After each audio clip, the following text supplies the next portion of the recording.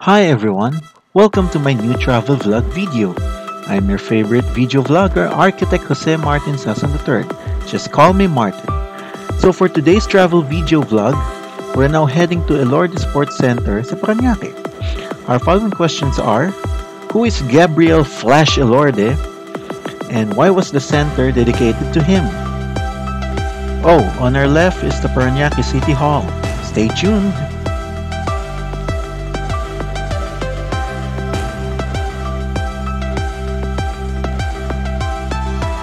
Sino nga pala si Gabriel Flash Elorde?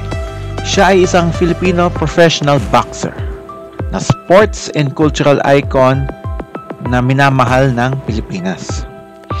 Siya ang kauna-unahang Filipino international boxing champion since middleweight champion Severino Garcia. Siya ay ipinanganak ng March 25, 1935 sa Bogu, Cebu, Philippines.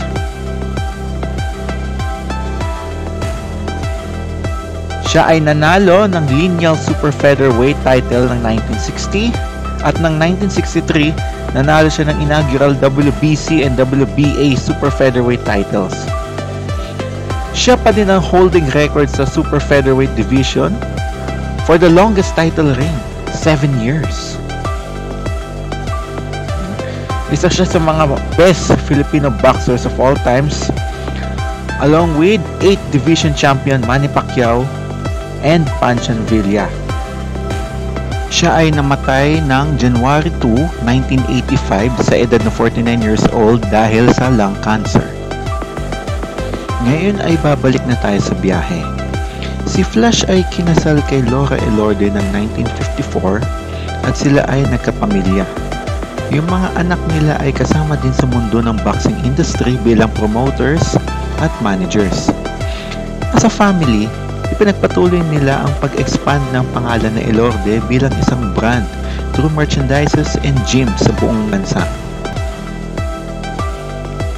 Yung Elorde Sports Center sa Parañaque ay ipinatayo ng 1983, 2 years bago namatay ang kanilang tatay si Flash. Ito ay isang bilang tribute para sa kanya at ang legacy niya.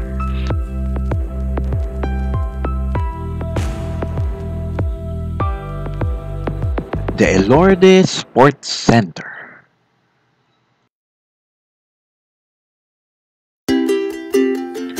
At andito na tayo sa entrance parking ng Elorde Sports Complex. Ngayon, meron silang event na sabong o tinatawag na cockfighting.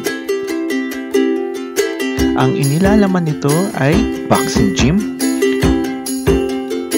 semi-Olympic pool, cockpit arena para sa mga sabong, 2 tennis courts,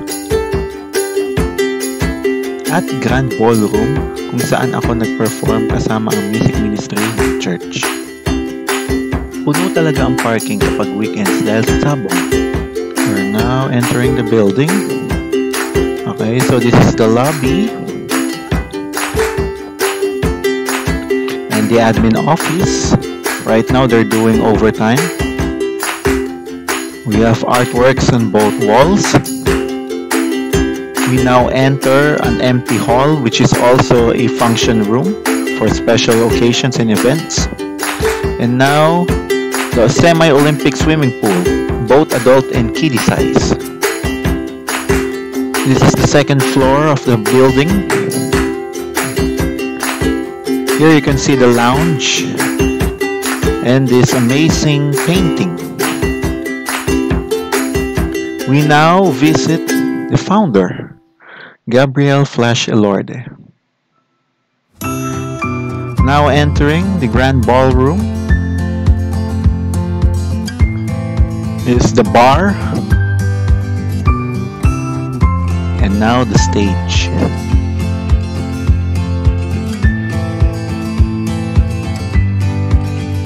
Overall, it's so nice that every member of the family, especially the youngest of boxing legend Flash Elorde's 7 children, Kukoy Elorde, has worked to preserve her father's legacy through their gym franchise.